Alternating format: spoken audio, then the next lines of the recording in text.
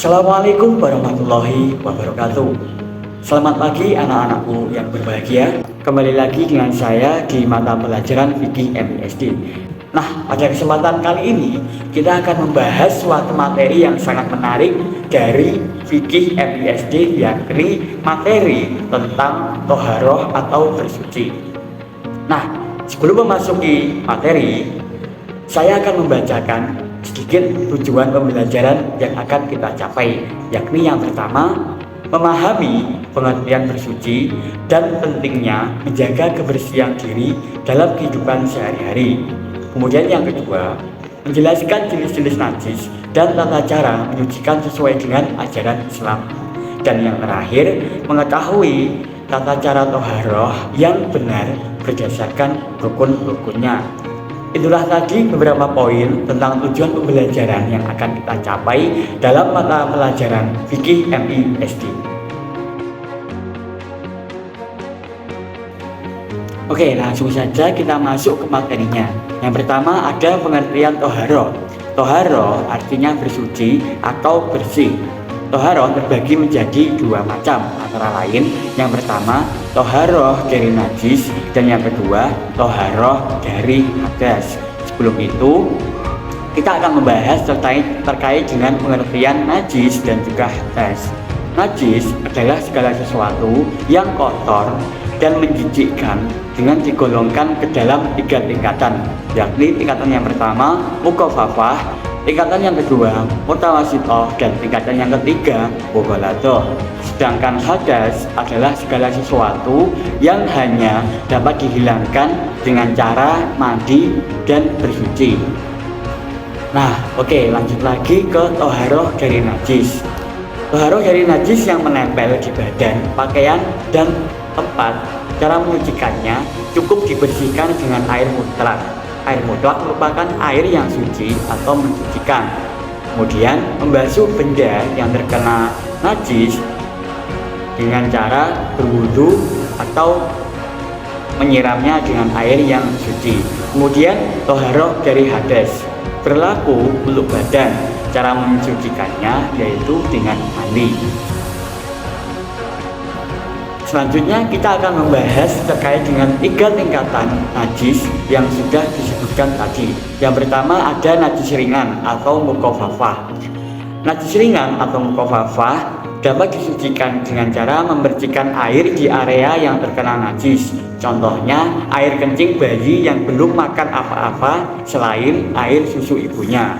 Jadi ketika baju kalian terkena air kencing bayi yang belum makan apa-apa selain air susu ibunya, maka cukup dengan membersihkan air di area yang terkena najis saja. Kemudian yang kedua, najis sedang atau mutawasitoh. Cara mensucikannya cukup dengan membasuh menggunakan air mutlak sampai hilang bau dan juga warnanya. Nah, air mutlak tadi merupakan air yang suci atau mensucikan. Contohnya darah dan kotoran. Jika pakaian kalian terkena kotoran atau darah, maka cukup dengan membasuhnya dengan air sampai hilang bau dan juga rasanya.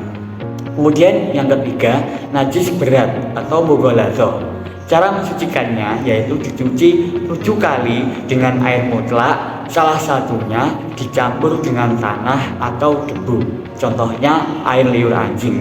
Jadi ketika kalian bertemu dengan anjing dan kemudian memegangnya, seketika itu air liurnya mengenai tangan kalian, maka kalian harus membasuh tangan kalian menggunakan air yang suci atau air mutlak sebanyak 7 kali dan diantaranya dicampur dengan tanah atau debu.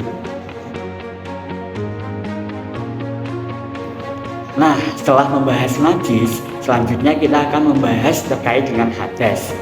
Ada dua macam hadas. Yang pertama, hadas kecil dan hadas besar.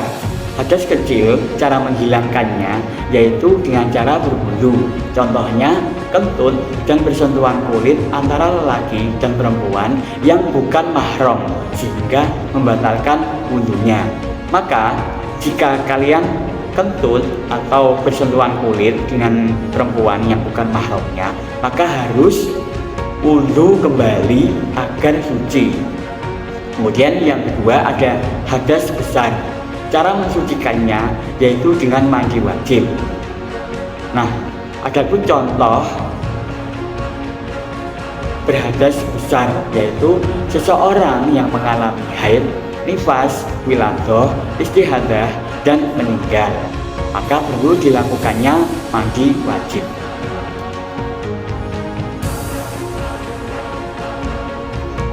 Yang selanjutnya ada macam-macam toharoh. Yang pertama wudhu.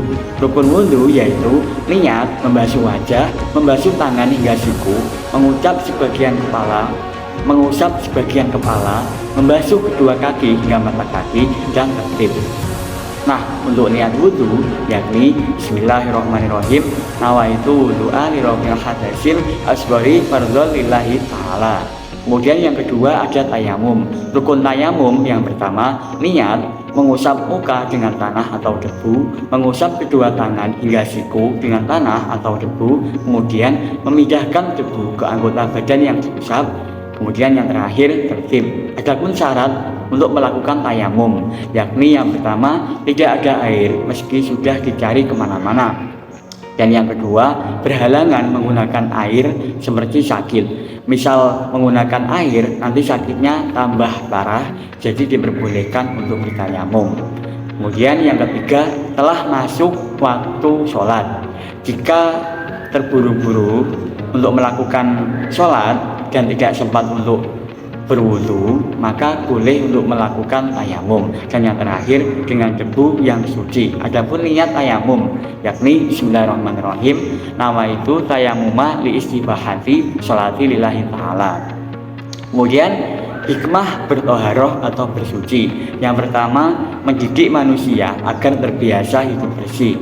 Yang kedua menerima.